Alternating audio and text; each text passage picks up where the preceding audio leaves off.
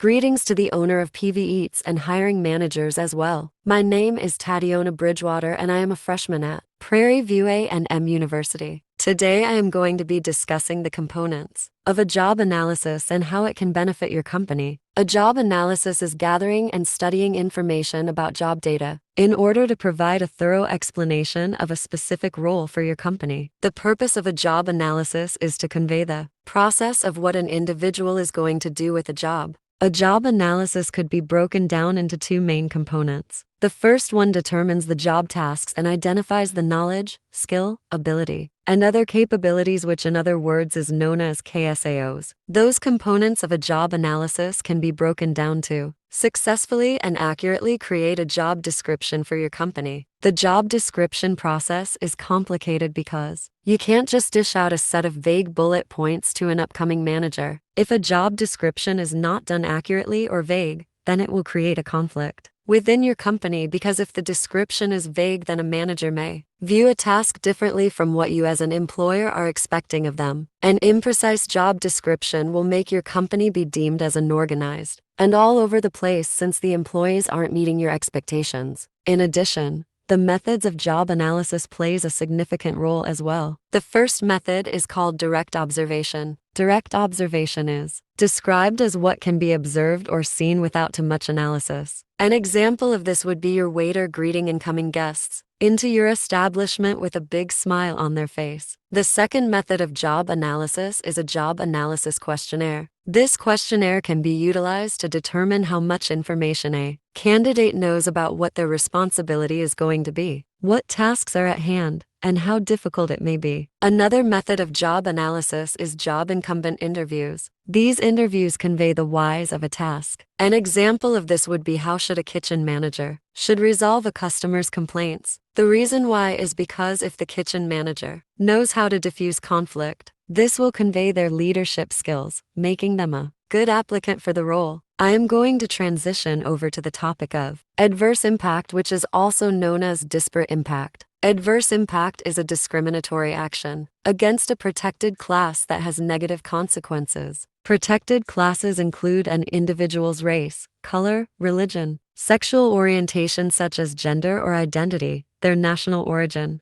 age, or disability. In order to avoid an adverse impact in your employee selection alignment, your tasks can't be limited to a circumstance, such as saying only women can distribute drinks to a table. The difference between adverse impact and treatment is that adverse impact is moreover not hiring someone based on their protected class. It is usually unintentional and determined by statistical analysis, while treatment represents the intentional positive or negative treatment of an individual. In shorter terms, adverse impact is unintentional actions, while treatment is on purpose. Adverse impact can be calculated by the 4/5 rule. The 4/5 rule occurs when a social group can't be selected at less than 80% of the most common selected group. In other words, it occurs if a non-majority group is hired at less than 80% of the majority group. An example of this would be when 30 men applied for PSYCH, but only 15 got hired, while 20 women applied for PSYCH and 18 got hired. This data conveys the higher acceptance rate of women for the job, which describes how the 4/5 rule is utilized in adverse impact. Criterion validation has two components. It has to actually be a part of the job, and selection instruments have to actively predict individuals who are fit for the role. Criterion validity is broad, measures skills and abilities abstractly. You will have to establish your predictor before your criterion. There are an additional 3 components to criterion validity that is related to the job: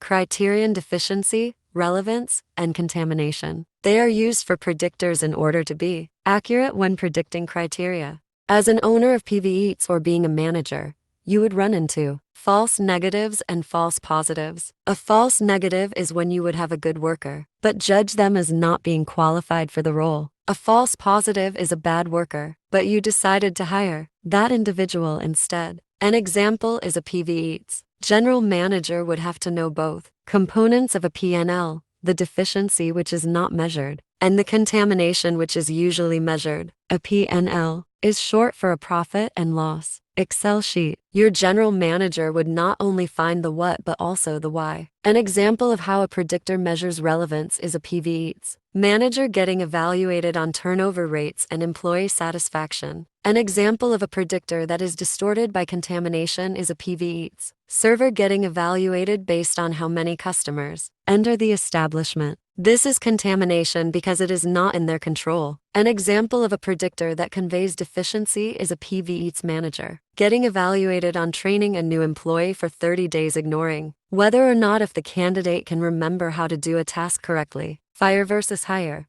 Fire is having morale reduced, which leads to slower productivity, and only the general manager would have control. General manager criterion must accurately be able to function, implement information, and understand Excel. Must know how to properly identify areas of a panel's potential conflicts and provide explanations.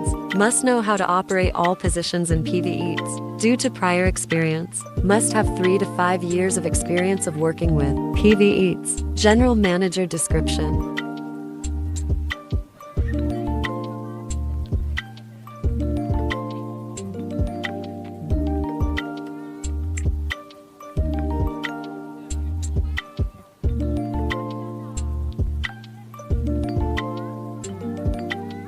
To conclude today's presentation, here are some of the tools I used to make the video. I used an editing app called CapCut that has AI features such as the narrating voice and some of the AI pictures generated.